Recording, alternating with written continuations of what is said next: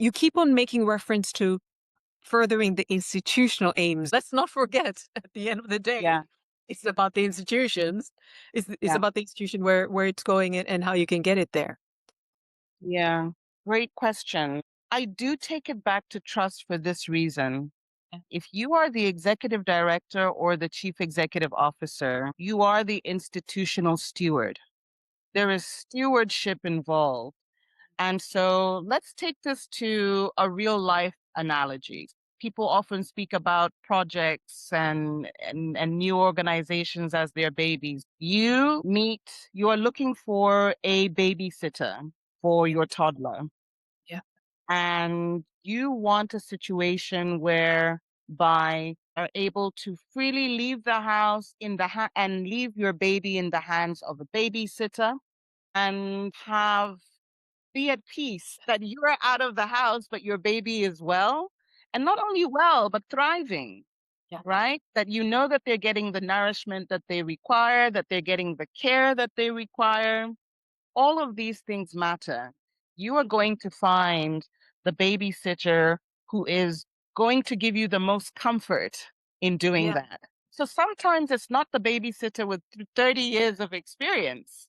Sometimes it's not Mary Poppins, right? But sometimes it's, I know her father or I know her sister. I trust them and therefore I impute trust to Yeah. this particular individual. So there are different levels of comfort, and different parents will tell you that they select an au pair, a babysitter for different reasons. It's the same thing when it comes to organizations. It's who do I trust the most? So it does come down to trust at the end of the day, because remember, the board is not involved in the day-to-day operations of the organization. That is your job as the chief executive. That is your job as the executive director. You have to be able to demonstrate that you would be capable of handling all issues in all circumstances. High pressure, low pressure, the same. But not only that, it's not just the institution comes with people. Yeah. And your ability to be able to navigate not only from an operational, strategic perspective, but even from that people perspective.